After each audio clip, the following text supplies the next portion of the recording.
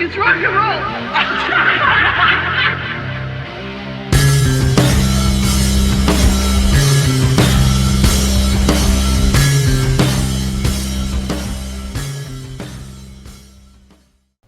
Welcome to the Look It's Rock and Roll podcast. I'm your host, Julian Gill. Today we've got the gang back together, and we're not talking about Wasp.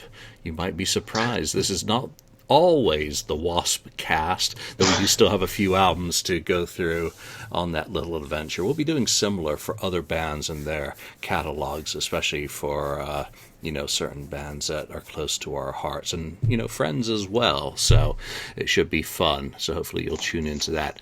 This episode, well, before we get into this, I do want to promote a friend's single that is out. It is a double-sided single that's up on Bandcamp, and it is Ken Sharp, who you may know as a music author. He's written Brian Wilson biography. He's obviously done a lot of work with Kiss. He's written a Cheap Trick book in the past. Big fan of power pop. So he's got a new single out, which is a cover of Paul Stanley's 1978 solo album song, Hold Me, Touch Me. And also, on the A-side, Gene Simmons' Mr. Make Believe. Now, you can listen to both of these songs on Bandcamp. And I'm going to chuck in a little ad here that's got all the details.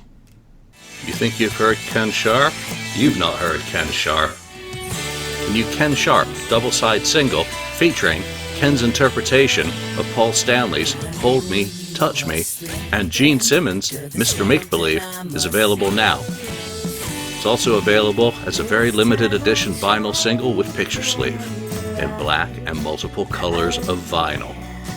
Check out these new songs and the rest of his music at kensharp.bandcamp.com.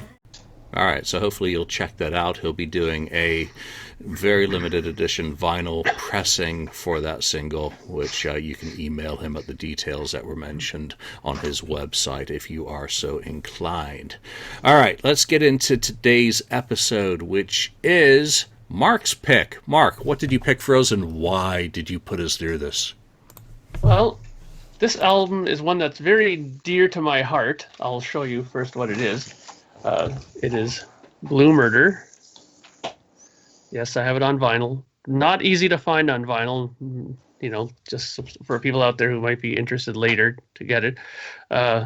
Yes, it's a very late 80s album, as you can tell by their clothing.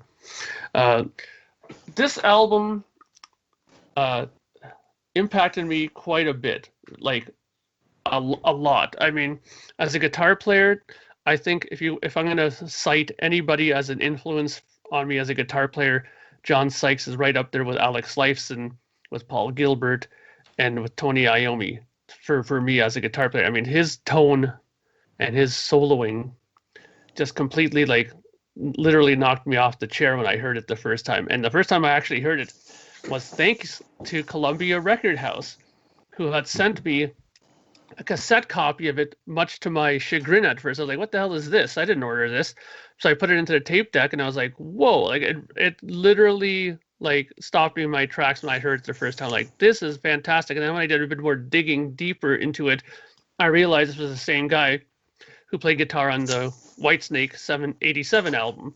And then it all made sense to me. I'm like, okay, well, this is the guy who actually wrote that record. David Coverdale did Dick All, obviously, on that record. It was all John Sykes, pretty much. As far as songwriting goes and the guitar, but I mean, just listen to it. Just add a bit more reverb to it, and it's just pretty much the same thing in a lot of ways. The ballad is almost could be dumped onto the Whitesnake album easily, right? And his guitar playing is just stellar on this record.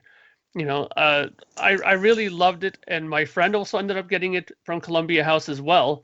He got it on vinyl though, because he kept getting vinyl from Columbia House, and it's we were both shocked by it. It was just a fantastic record. I mean, I'm very curious to see what you guys think of it, because I'm smelling a little bit of tomatoes coming my way on this record. But, I really, really love this record.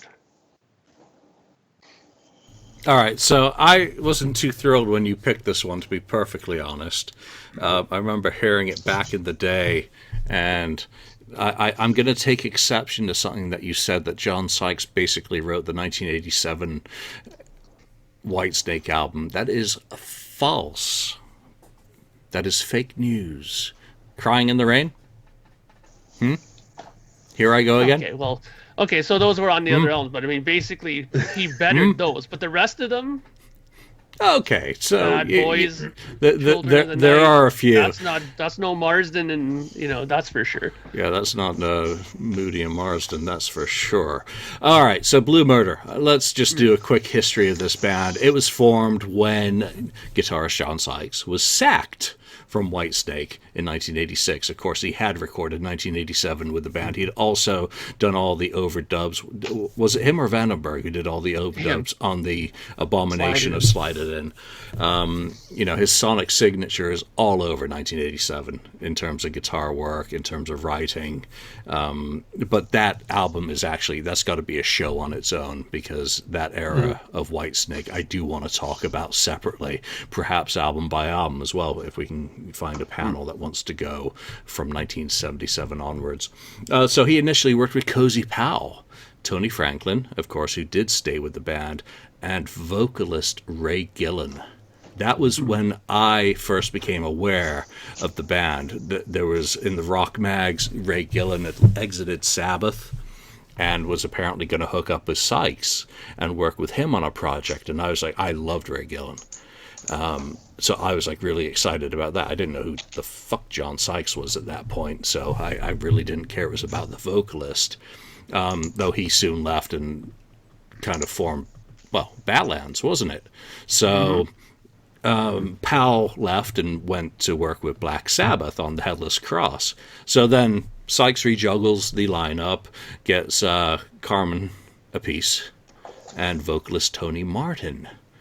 Now, Tony Martin then soon departs and goes to Sabbath. So you're going to see some of the threads that I'm going to be talking about a lot in this, because in that era, it all kind of fits together nicely now, sitting back and listening to this album for a few weeks and getting familiar with it. So Sykes falls into the vocal spot by default, because they did do some auditions of vocalists but didn't find someone that they thought was suitable. Lonnie, what were your thoughts when Mark said, let's do a show on Blue Murder? What were your thoughts, and did you know anything about them? My thoughts were, really? Blue Murder? Have we done like 300 of these already that we're down to the Blue Murder episode of the show? But I had heard of Blue Murder. I was 8 years old in 1987, and I knew of Guns N' Roses, I knew of Poison, I knew of bands like that. I hadn't really gone real deep. I didn't know about this band at the time, and I really didn't know about this band until I got a subscription to Sirius Radio when Stern moved to Sirius in 2006, and they had Hair Nation, so I listened to a lot of Hair Nation when I first got my Sirius subscription, and they would play a Blue Murder tune, and I guess they still do from time to time. It's my first introduction to the band was 2006, to be perfectly honest with you guys. So in 2006, when I heard Blue Murder, did I go seek out the album? No, I did not. So I knew what I knew going into this episode of Blue Murder. So it was a learning it was a new experience for me. So we'll say that. It sounds like that had quotes attached. It was a new experience. It was an experience for me. All right. And that's the whole object of these exercises, Sure. is that we may well be listening to something that we otherwise wouldn't. I would never have gone out and bought ELO's Time had Ken not set that challenge for Same us. here. Yeah, we all did. So Ken, Blue Murder, you were around in the 80s, a little bit older than Lonnie. Did you know anything about them, and what was your reaction to Mark setting you this challenge? Yeah, so did this come out 89? Mm-hmm. Right? Okay. I was 10. How about that? So, yeah. Make you feel older. So, yeah. Not really. But anyway. But, there was a lot of this kind of music going on at the time. And yes, I had the Whitesnake, at least the last the prior couple of Whitesnakes right around that time too. So, and there's some bands that I've gravitated towards, and this and that, and then some other bands just sounded like the rest of the market out there because a lot of people were, Oh yeah. playing the same sounds and the same type of music at that time, the hair bands and so on. So, anyway, I probably heard of them at the time, but I can't tell you I remember all these years later.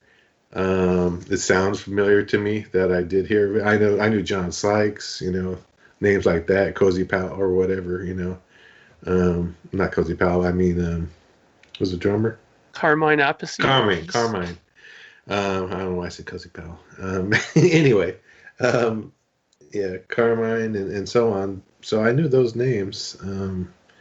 So yeah, I didn't really know or remember them until Mark brought it up as his pick. So, and I, went into it and checked it out, and it was, yeah, it sounds like the time period, and there's some stuff, we'll go over it, and some stuff I liked, and maybe stuff not so much, but it's definitely a timepiece of that, that time period of the type of music, definitely, and it's obviously well played, that album. So, but yeah, we'll get into that.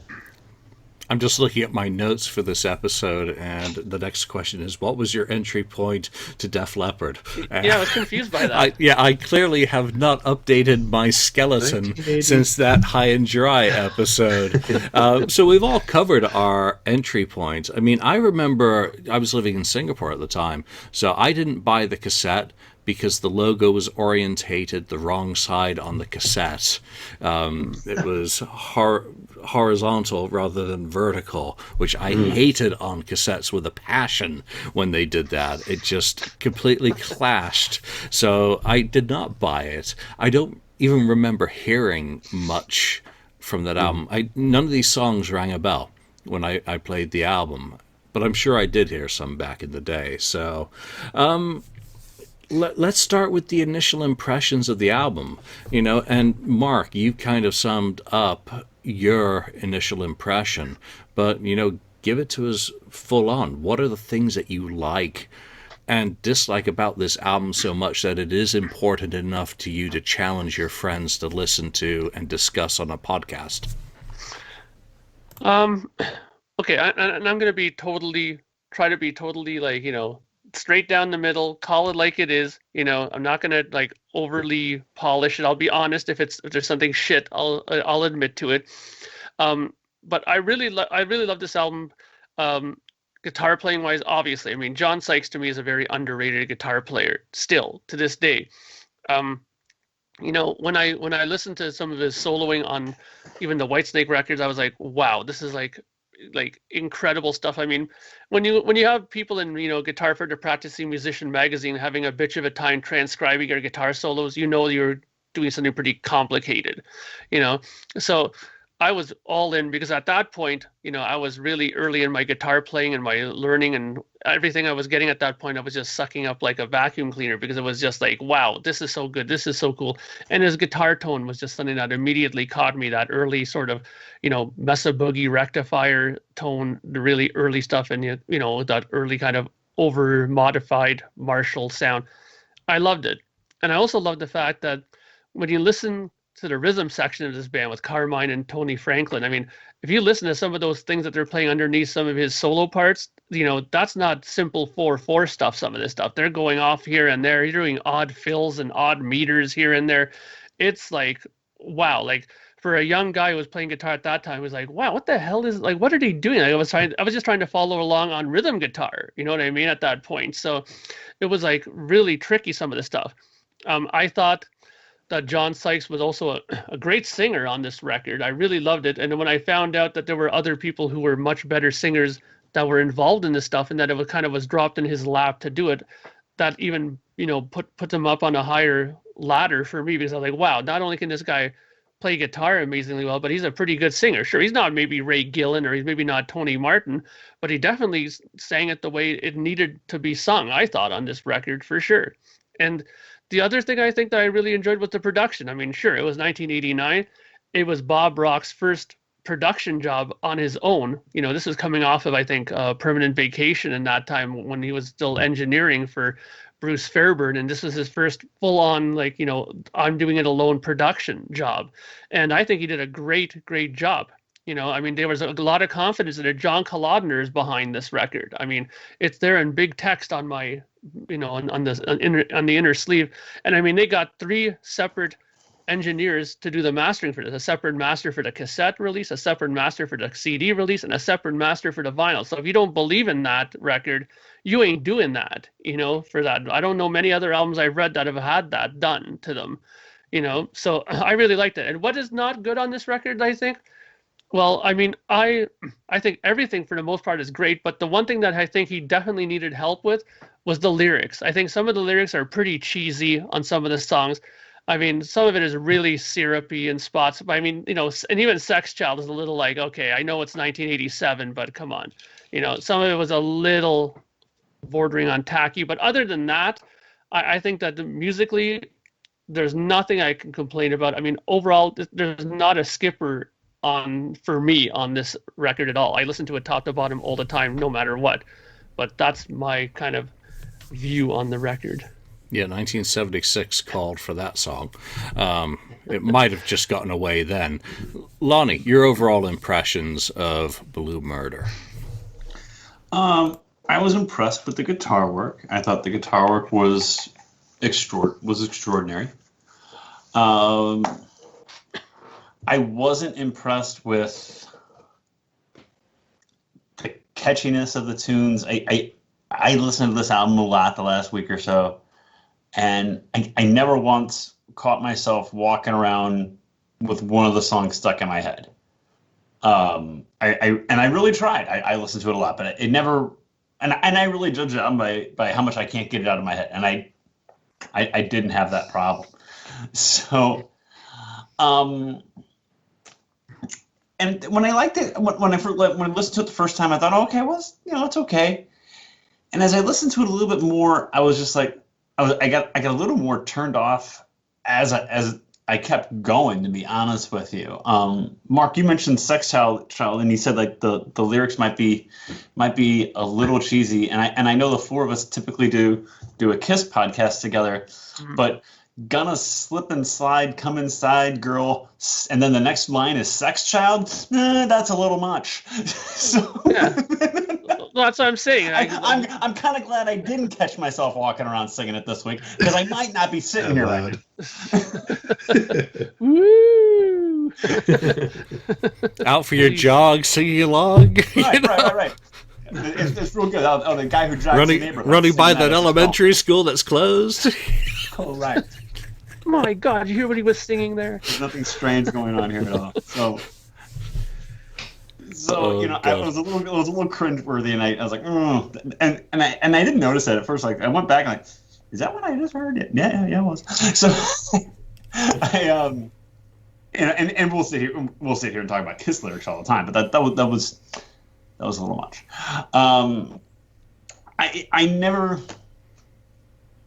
I don't know. It didn't really get me going, to say the least. So I gave it a fair try. I listened to it a bunch of times. So, it just didn't move the needle for me. And as I kept listening to it, it moved the needle a little slower. Yeah, and it's very strange to think that John Kay got behind that song. He got behind the whole album. Well, yeah, literally. And just that one song, even for 1989, is really a bit of a head scratcher. Or maybe I just got old, which is fine as well. Ken? Yes. I listened to it a few times, and, the musicianship, I mean, definitely the production stands out to me, especially the... even like Mark was talking about, the drumming and the bass fills. Yeah, you hear popping in the background, and it's like, I'm like, oh, that's kind of cool sounding, I said that's top notch bass playing going on there, and definitely, the lead guitar solos are all, great and ripping, has gets into the whiny parts of it and everything. I'm guessing he's using like a whammy bar or something like that on some of the stuff. But yeah, it's all well done, and some songs, I thought pretty good. It's a pretty good song. And then there's other ones that are just, so, or, they sound just like another one that, I've heard before or something like that. But in general, it's a very good album. But would I have bought it at the time? I don't know. Um, It'd have to grow on me more, I think, in order to.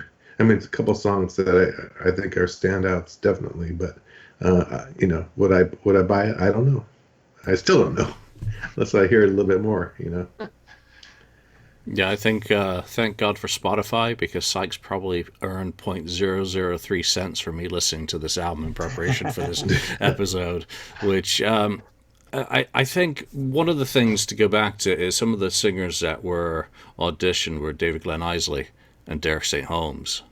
So that says a lot. I mean, Derek in particular, and when we talked about Ray Gillen before, Derek is a great singer as well. Would have been good. Would he have been good for this material? I'm not too sure about that, to be perfectly honest. But Ken touched on something that stood out for me from this album, and it was the bass.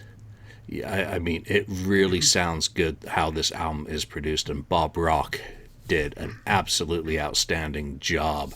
The separation between the instruments, the keyboards, are perfect for this style of music. And I'm not a big keyboard person, but I really enjoyed that and the bass interaction underlying John's guitar playing and his vocals. Drums, are just powerful, but not overly powerful. They're very late 80s sounding, but they still do have a good resonance behind them.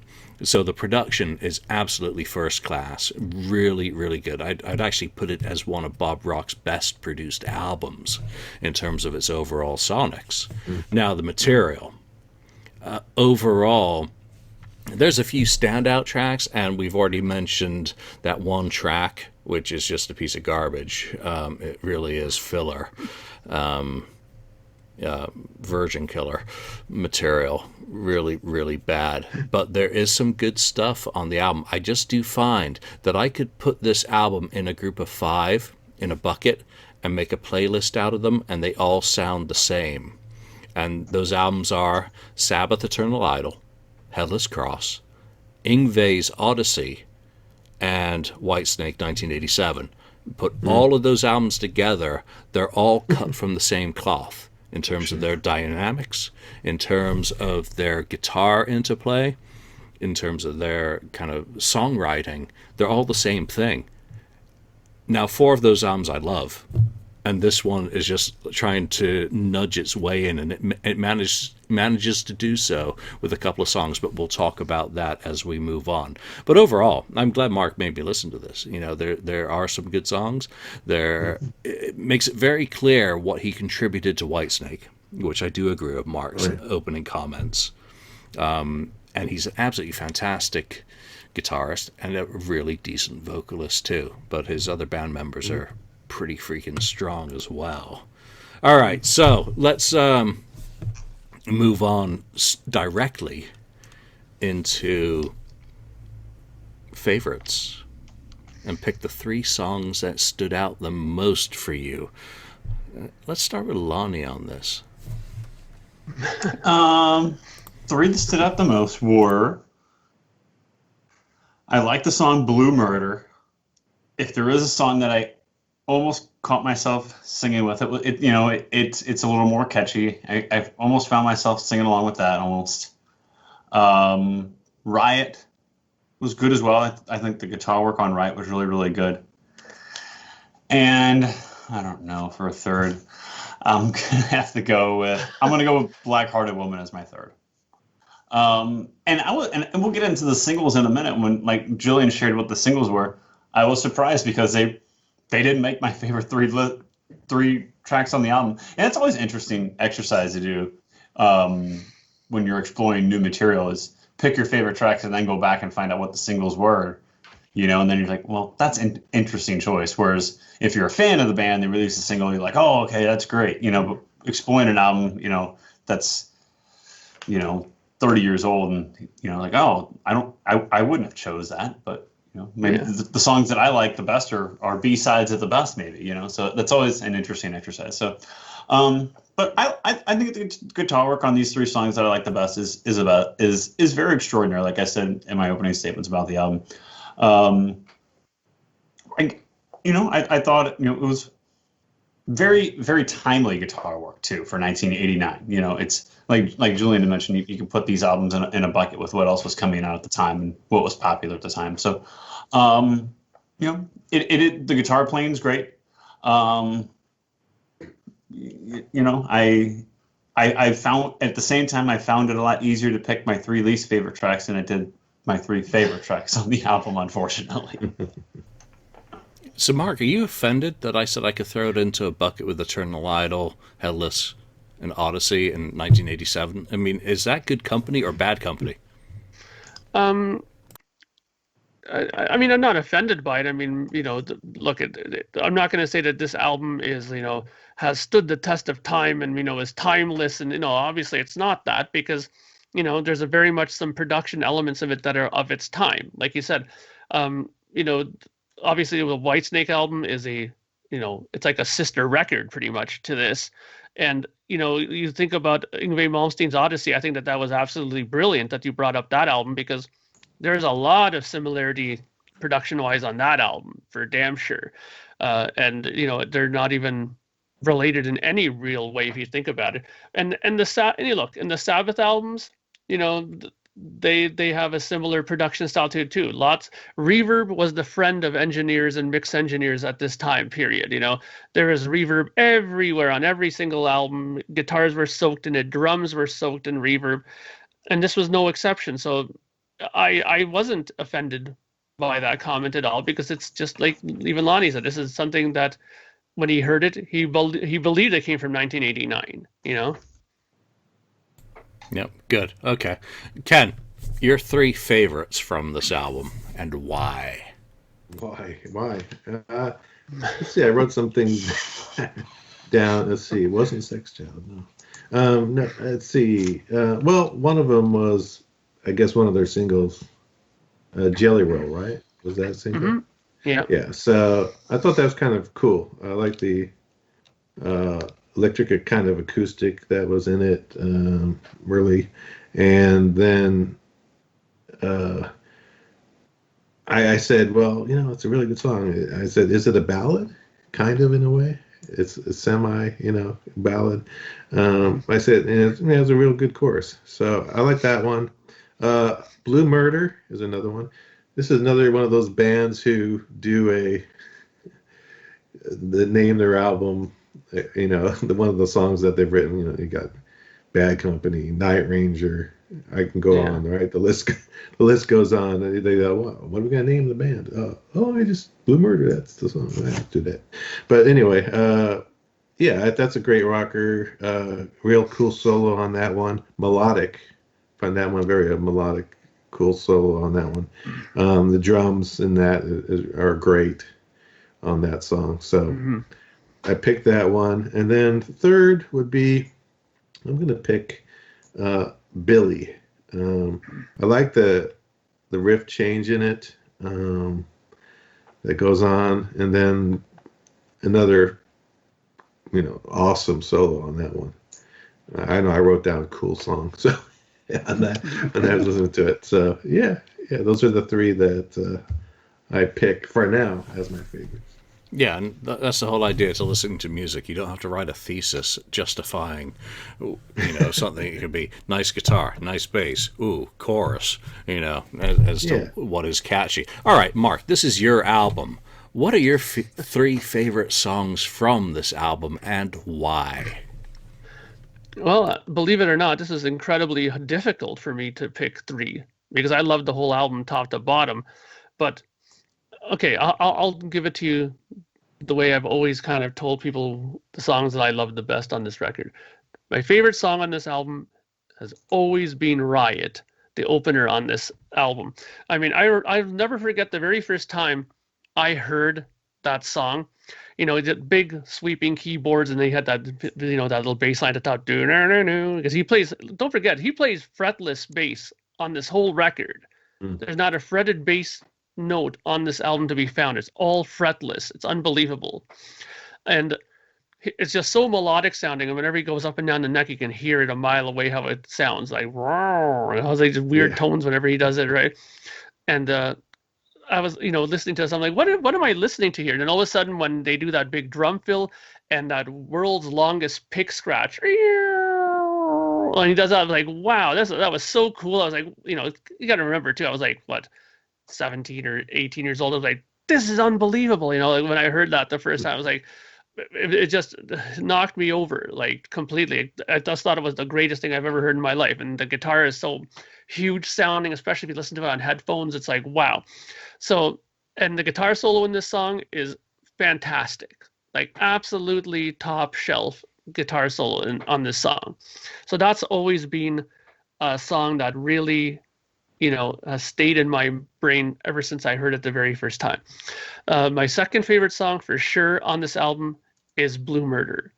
Again, one of those songs where, you know, and if you listen to this really, really closely, like I know, like I guarantee you guys didn't listen to it as closely as I've listened to this record, but if you crank the very beginning of Blue Murder, at the very top, you hear him do this little bass harmonic, like ding, he does his little note, and all of a sudden, it comes in with the I mean, most people never catch that because they don't have it up maybe loud enough to catch it, but that's one thing I always thought was kind of funny, like that they put that they left that in there, you know.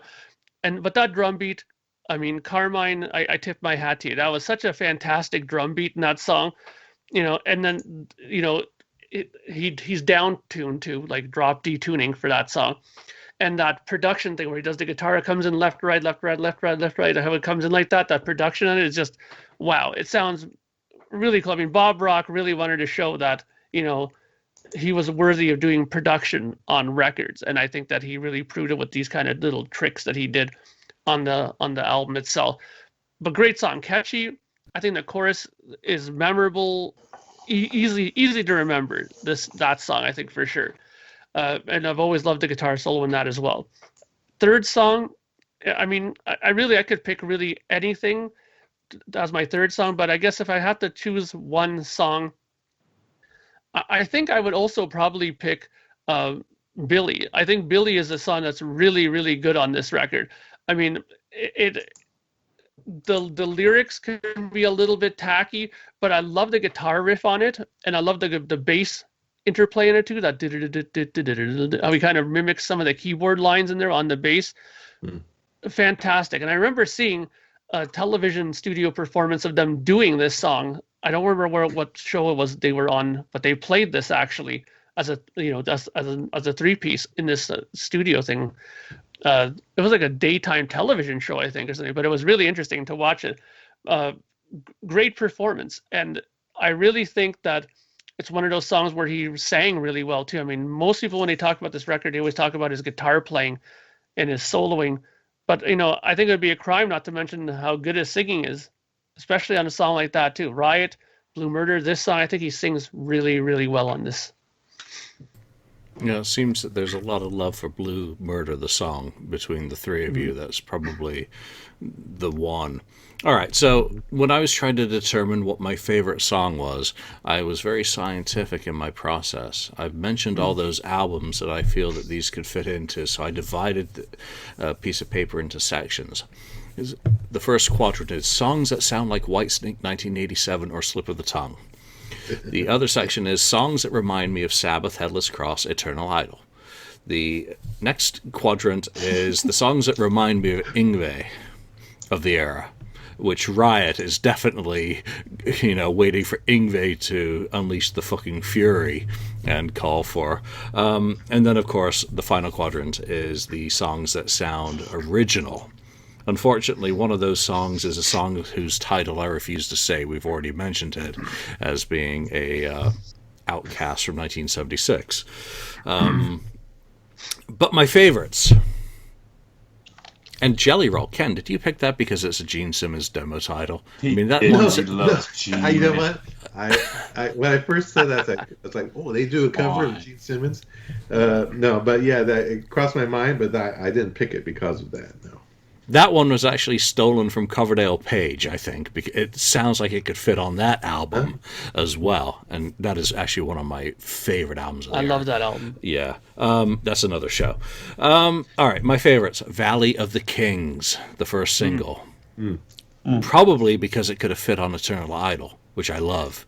It's all big, grand pomp, a very Sabbathy of the era.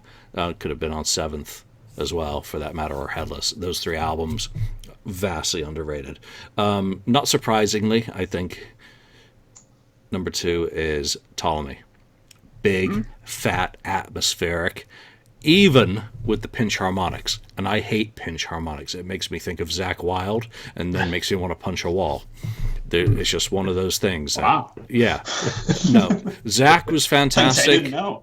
Yeah, no, Zakk Wylde was great for No Rest, and after that, every other note seemed to be a pinch harmonic. It was just like, you don't need to do them in every song, Zakk.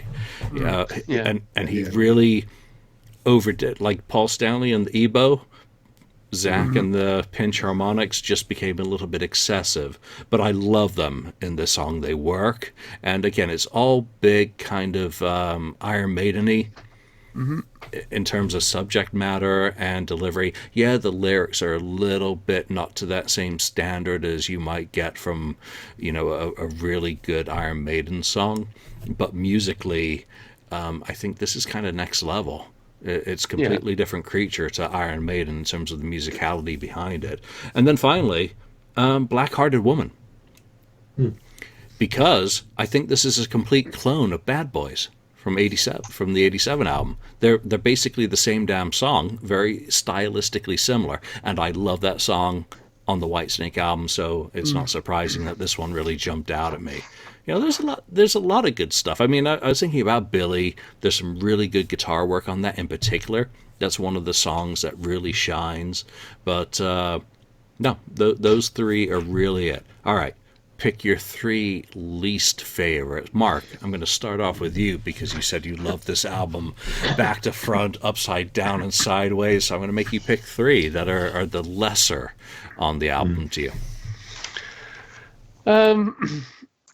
And before I say this, I will say that realistically, none of them are bad to me. But if I had to pick 3 of the weaker songs, numero uno is "Out of Love." Again, I think is the one song that, while I think it's really well written as a ballad, and I think that if he would have gave that to David Coverdale, he could have turned into one of those, my wife Kitty there, whatever her name was, crawling all over another car while he sang it kind of song. He could have turned into one of those again, like every other Whitesnake ballad at the time.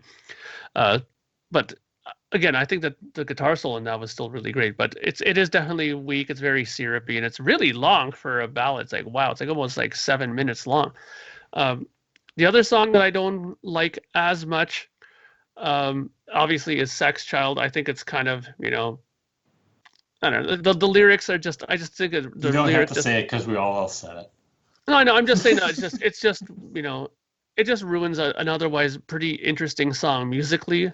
I think that's one thing that Bob needed to maybe get a slap upside the head for, is like saying, listen, why didn't you just tell this guy to change these lyrics? It would have been a much better song. And then other than that, I think the other song that I think kind of doesn't really, interest me as much, and I'm kind of glad that it is where it is on the album, is "Black-Hearted Woman," and simply because of the fact that it does remind me so much of that song from Whitesnake, from Bad Boys. It is basically that song rewritten for this record, and I just think that was a wasted opportunity. He probably could have written something a lot better in that spot, but it's not a bad song. It's just, I think that he had much more in his back pocket that he probably could have used. All right, Lonnie, putting a quarter in the machine. I want to get my money's worth. There you go. So my least favorite song, and I've already discussed it. My least favorite song on the album is "Sex Child." I mean, it's cringeworthy, and this is a Kiss pod, and this normally the 4 of us do a Kiss podcast, And for me to call a song cringeworthy and being able to, at the same level, be able to say, well, Take Me's okay, Christine 16, you know, and praise those lyrics. For me to say Sex Child reminds me, have you ever seen the song, you've seen the show Parks and Recreation, where the character Andy, he has a song called Sex Hair. And it reminds me of that. It's just so cringeworthy. But it's not the sex hair, and you got it for me. This is, ooh, come inside, Sex Child. I'm like, oh my gosh, that's really bad. And that's coming from a guy who loves Kiss. That's really, really bad. My second least favorite is Out of Love. And like Julian said, it just reminds me so much of Whitesnake. It's ridiculous. They just wanted to be Whitesnake so bad. It reminds me of Finally Found My Way to You by Kiss, where they just wanted to redo Beth so bad, and it just came across even worse than they tried. And my least favorite song on the album, which I'm really surprised that you guys really like, Billy. They call him Billy. That doesn't do it for me. So I don't think I can walk around singing that either. So I'm going with those three as my least favorite. You know, what do you say to that? Yeah. Well, what you say is, Ken, what are your three least favorite?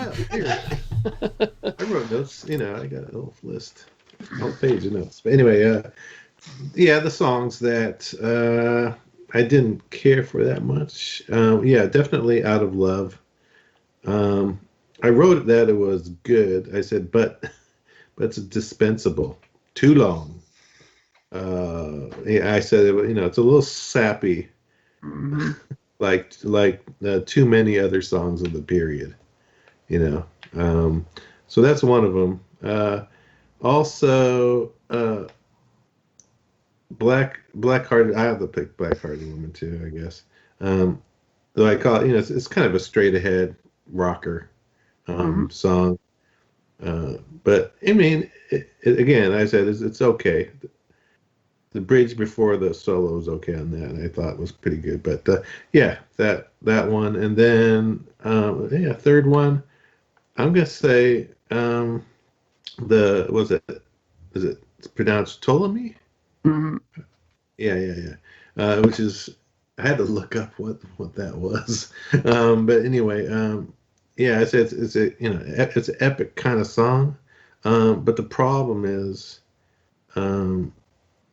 I think it's part of it goes on for too long. I liked some of the guitar whining as part of the song. That little ring. He just keeps doing. Yeah. But it goes on for a little bit too long. But I thought the bridge was really good to that song, though. But just I think it's just too long of a song for me. I like long songs, but that one, I think they could have certain parts condensed it. It would have been a better song. We'll have to do a late 20th century Iron Maiden episode with Ken when it comes to long songs and songs that go on too long. I was nodding off during the Red and the Black in Oakland. Rush. I like those long Rush songs. So. Yeah, but there's a difference, though, I find, between long Rush songs and long songs like on this record. Because the one thing I have to agree with you, Ken, is that like on Ptolemy or whatever that song's called, the outro part, and even the Valley of the Kings, the na na na in the Valley of the King, like that, he drags that on for so long out. Like, I mean, it's almost 3 minutes, that outro. I mean, that is unbelievable. Like, I mean, me being a person who makes progressive rock records or progressive metal records, I mean, I'm very conscious of, if I'm going to make a song 13 minutes long, there better be more than 4 parts to this song. There better be like 7 or 8 parts, because I think that people would get bored after 3 straight minutes of the same part and the same vocal repeating over and over and over again. And that's the one thing that I think Bob Rock, let slide a little too much on this record, was sometimes the endings of the songs were a little long. I would have trimmed off a bit of those endings, in my opinion, but I could be wrong. Editing. That is always, does a 13-minute song need to be 13, or is it really just a 3-minute song with a lot of ego? there are 13-minute It's all about the songs. lyrics. No, there are 13-minute songs that have a reason to exist, and there are 13-minute songs that should never have been that long, and that's my big complaint with some recent Maiden albums. Picking my least favorite on this, yeah, there's the one that we've already mentioned that is a glam metal 2 Live Crew song, and it really is really, really bad. The other one, of course, is the Is This Love of this album, which, you know, it's just Out of Love is just too much a clone. And I really couldn't come up with a third song. It's just impossible because there's only 9 on the album to begin with, and I'm already down to 7. And really, the rest of them are really pretty enjoyable. I mean, from the rest, I think if I have to pick one immediately just to have 3, it'll be Billy, just because of what you guys have just said, you know. You know? rather than having an original thought, you know, I'll just, you know, co-opt what Lonnie said. Yeah, there we go. That's much easier than thinking for myself. There's a lot of good stuff. What I am shocked about is the choice of singles. Now, the first single from this was Valley of the Kings, which just boggles the mind why you would go with something of that nature rather than doing Blue Murder. Would have been the perfect lead-off single because it's the band name, the album name, a song title, and it's also catchy as hell. I mean, that's probably one of the songs on the album that has the best chorus, even though I haven't sung its praises in any way. And then Jelly Roll was the second, and the song title has very little bearing on the actual song itself. So I thought the singles were very poorly chosen for an album that they obviously thought was going to fit in nicely with a 10 million selling 1987 album, Rinse and Repeat. Mark, again, it's your album. I'm going to start with you on your thoughts of the singles and what you would have done. I have to totally agree with you. I mean, when I first found out that the first single off this album was Valley of the Kings, I was like, really? Like, the first thing that kind of made me like hear alarm bells was being that the song itself on the album version is about what, like 10 minutes long or something ridiculous like that. It's a really long song. Okay. Now, whenever I hear a song of that length being released as a single, I panic for one reason. I refer back to you to the single edit of Detroit Rock City, of how that got completely butchered into something that sounds absolutely nothing like the final version of the song. And I kind of see in my mind, like, what did they do to this song to make it a single? Because there's no way to releasing it. I just looked, it's like 8 minutes long, the song. How did they turn it into a believable 3 or 4 minute single? I mean, they had to have trimmed a lot of it. Hopefully, they would have trimmed a lot of the ending out of it. But if they trimmed out a lot of other spots on it, I think I would have been disappointed. And I think what they did do is they also probably trimmed a lot of the top, that dun dun dun dun dun, dun, that whole thing at the top. They probably did a major edit job on that. I don't get it. I really don't get it. I mean, and what I had to just look at there when you saw me doing this, and I pulled this out, I was just double checking and making sure that my eyes weren't deceiving me when I saw that it said management, John Kalodner, Pro Rock Management Limited. I was like, okay, John Kalodner, this is the guy who went in for Pump, for Aerosmith, sat down and started saying, you know, Fine, it's a good song, but I mean, I think if we do some editing for that, I think it'll be a much better, like, he had a problem with that song and not a problem with this. I mean, I don't understand what he was thinking when he selected this with those guys as a single. Because, I mean, really, like you said, Julian, the song that sticks out immediately as a single is Blue Murder. I mean, it's just screaming like, hello, pick me, I'm the single. Hello. It has a catchy beginning. It has a catchy chorus. It has a really melodic guitar solo. And you can easily trim that ending part out to make it sound logical and believable. You know what I mean? All they do at the ending is just, you know, take it from a kind of like a swing beat to like a double beat, and then they kind of up and up and up, and then it ends. They could have just cut it in one of those sections in half, and then that would have been the end of it, and that would have been perfect. So I don't understand why they didn't just do that. Why they took that. I mean, honestly, you want to know why I think they picked that as their first single? Because they had one of these, drunken bar sessions, Kalodner, John Sykes, and these guys are like, and Bob Rock saying, you know what, guys? I really see a fantastic video for this song. It's going to be out in the desert. We're going to bring a whole crew out. We'll be out for a week. I can definitely see them thinking something ridiculous like that for taking that as a single, because I don't remember the single, like the video perfectly, but I know it was something ridiculous like that. Like there was some kind of desert scene, and they were out playing, in this staged kind of production thing. I mean, it just looked like really tacky. I'm going to tell you why I think they picked that single, Mark. Headless Cross, Tony Martin. This was co-written by Tony, and Headless was out at the same time as this album. So I think they were trying to cash in on Sabbath as well. Okay, now don't get me wrong before people start yelling at me on the board when I say this, but cashing in what? Headless Cross didn't do dick all, like as far as sales and stuff like that. That wasn't really some multi-platinum seller or something like that, but it's a good record. I love Black Sabbath. Don't get me wrong. Tony Iommi is one of my biggest guitar influences ever, but to say that they were cashing in on that, I mean, really, I mean, it's not like it was like, Heaven and Hell or something like that that sold pretty decent, or the early Black Sabbath stuff, which was a good selling stuff. I mean, this is Headless Cross. I mean, it Cozy wasn't a big Pal, seller. Cozy, Yeah. Tony. Yeah, I mean, I love those guys, but the record still didn't do anything. Well, they didn't know that at the time.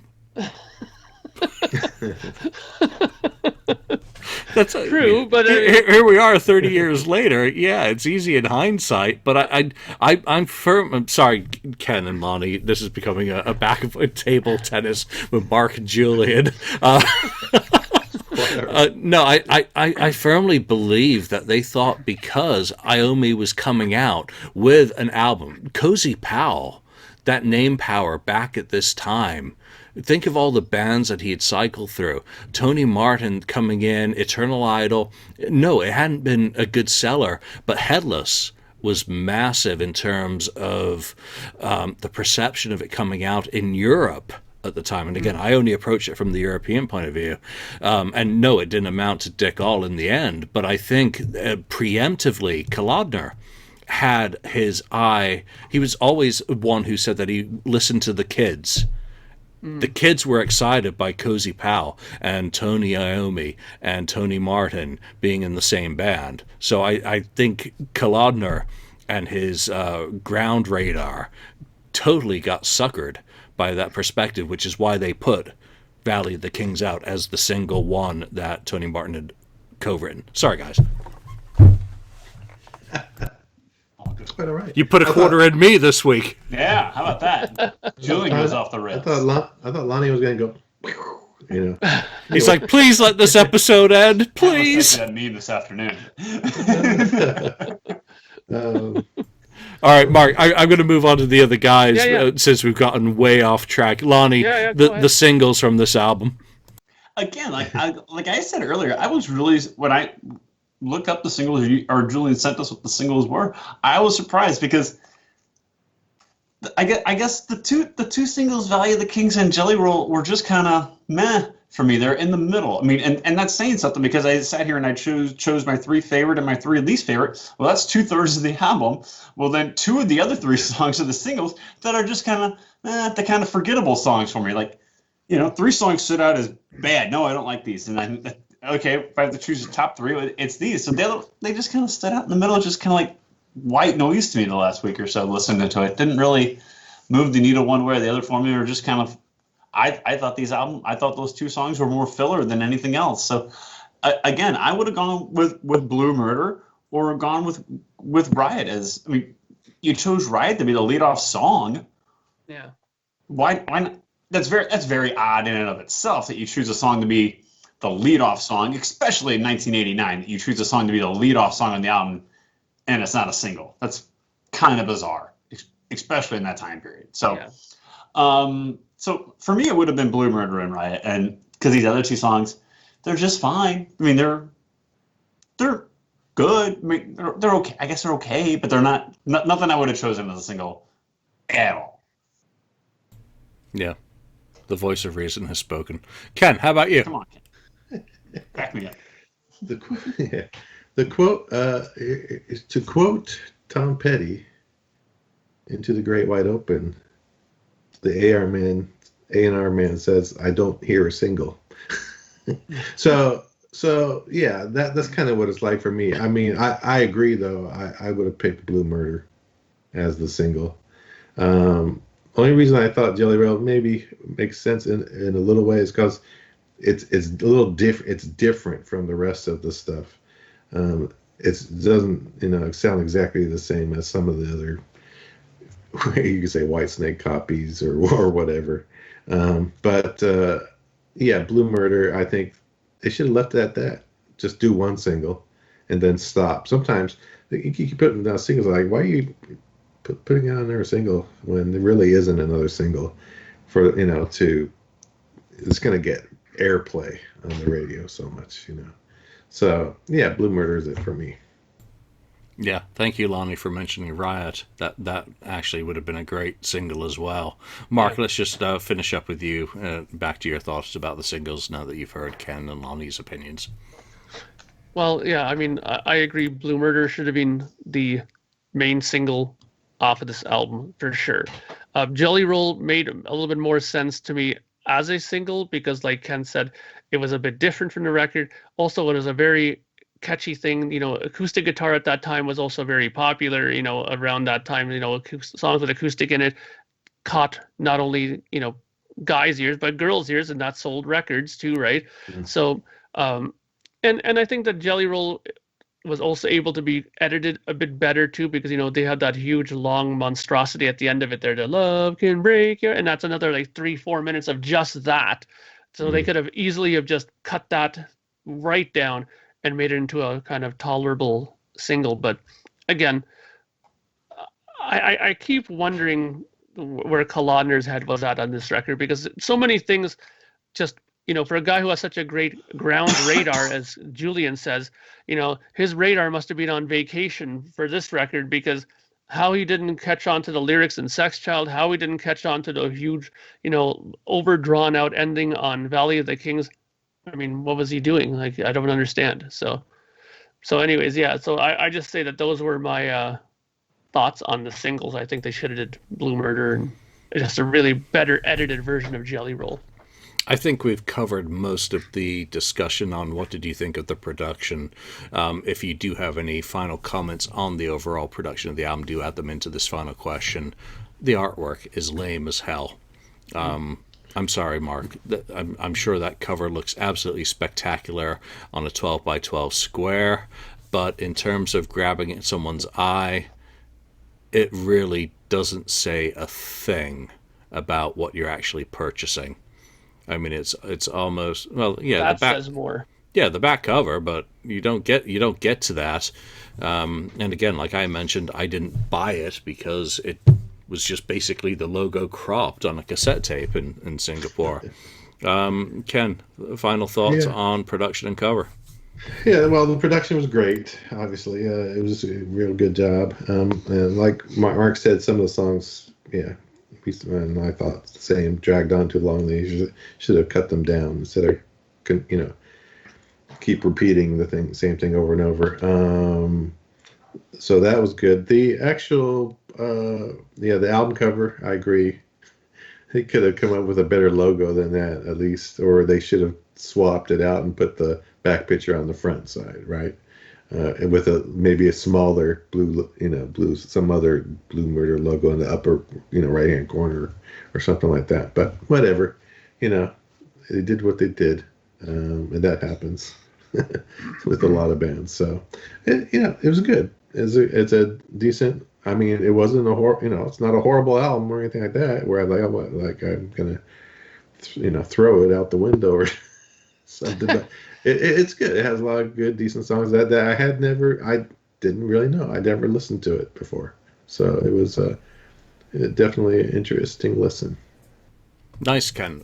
Lonnie, before I go to you, I'm just going to ask our listeners, we're going to, or I'm going to ask each one of these guys to pick an album that's going to be our next show, because we usually just go between ourselves and pick albums to talk about. I think it's only fair, after doing quite a few of these episodes, to let you guys who listen to us on a regular basis choose an album for us to listen. So each one of us is going to mention an album, and wherever you listen to this, whether it's Facebook or YouTube or even on the FAQ or elsewhere, or email, let us know which one you want. So I've given the guys a minute to think about that album that they're going to pick. Lonnie, your summation on this album experience. I think the production is very timely with 1989. It's exactly what you would expect a metal album to sound like at the time. I mean, Bob Rock is producing the album. I mean, it's very you could put it in a time capsule for 1989 for sure. As far as the cover goes, I'm with you. I mean, if I'm flipping through, back in the day when you would go to a record store, flipping through records, it wouldn't have done anything to make me go, ooh, look at that. Let me pull this one out and take a closer look. It doesn't do anything for me. Yeah, I understand what Mark's saying. Well, the back of the cover, yeah, that's great. But my first reaction is to the front of the cover, and I'm just going to keep going. So it doesn't do much for me. But the production wise, yeah, I mean, it comes from, one of my favorite time periods of all time, late 80s, early 90s, and Bob Rock's producing it. It's a time signature of that era. Nice. Mark. Well, I think the production is fantastic. I mean, they did everything right as far as that goes. I mean, they went to Little Mountain to record it. They had Bob Rock to do it. They also had Mike Frazier do it, who was like a fantastic, engineer mixer as well.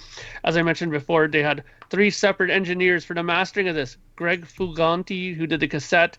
You got Dan Hirsch, who did the compact disc mastering, and then John Golden, who did the album one. I mean, they literally had people for specific media of this record, so they definitely took it seriously as a sound entity here. So I think that there's nothing wrong with the production of this album whatsoever. And a funny thing I just wanted to point out really quickly before we end, you were talking about the connections to Black Sabbath on here. In the thank yous, there's actually a thank you on here to JD Guitars, which, as we all know, is Tony Iommi's SG, is a JD guitar. It's not a Gibson. He has a JD model of the SG, and it's funny that they mentioned that in here. I'm wondering how much Black Sabbath actually did have involvement with this album when it's all said and done.